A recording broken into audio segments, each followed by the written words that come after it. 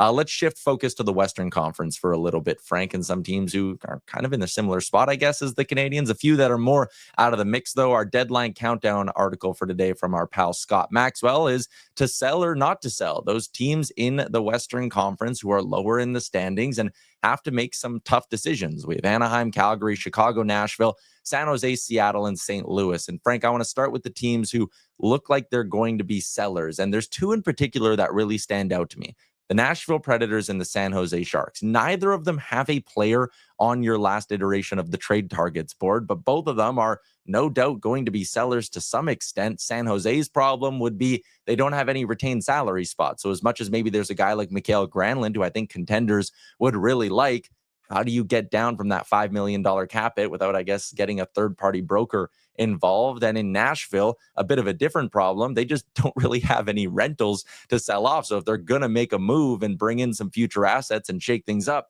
it's going to be moving guys with term. Which one of those two teams is maybe more interesting to you? It's probably Nashville, because I want to see who they pinpoint as to, I don't want to say the scapegoats or the problem pieces, but who are they deciding now that they can move on from, because they're not getting enough from? And that's the real interesting question.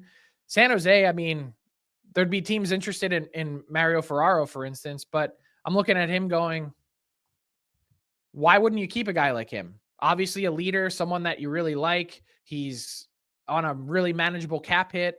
He's playing well. By all means, a heart and soul guy. I think when teams get themselves into these spots where they're trying to chase future assets as much as they need them, they also end up hurting significantly the vibes that they've got going. And I think Ferraro's been a huge part of those vibes this year in San Jose. Look, San Jose and Chicago have gone back and forth the last 10 days on who's in 32nd place in the league. But I can tell you which team doesn't feel like they're in 32nd place, even if they are, and it's San Jose, because I think in an odd way, they've already exceeded expectations this year. They've been fun to watch. They clearly have meaningful pieces making progress, and they've got a lot of positional boxes checked for the future. So I like where San Jose is heading. I think Mike Grier and the San Jose Sharks have had one of the best calendar years of any management group in the league. And I think when you look at Askarov, Sam Dickinson on the back end, Celebrini up front with Smith and Eklund, like, you've got some real building blocks for your team moving forward. Mm-hmm. One team that the line from Scott was interesting in the article, and we even got someone in the YouTube chat asking us, what's your take on the state of the Kraken with the deadline coming? You did have two players on your trade targets board. Yanni Gourde's high up that list. Brandon Tanev was high up on your list as well. And the game plan from Scott was identify your core and then begin a fire sale. Fire sale to me implies that you're moving guys with term, not just the two obvious rentals there. Do you think it gets to that state in Seattle? I think they should be open to anything. I think the biggest miss on the Seattle Kraken is that they don't have difference makers. They don't have stars. And we've seen, oh, by the way, with Ron Francis's previous team in Carolina, how difficult that is to acquire those players. And they don't really have a pathway to do so. They're not going to be picking high enough to really draft a star, and they don't have one in their pipeline now. So what's the thought process in terms of how you can get one? I think whether it's moving the obvious ones in Gourde and Tanev, and there's been plenty of interest, or whether it's, thinking a little bit more outside the box, if you want to call it that, which is not even really a stretch, but guys like Burakovsky, for instance, I think, if you're Seattle, anything that comes across the pipe and you're thinking, hey, we could make our team significantly better, I don't care how drastic it might be, they should be all ears.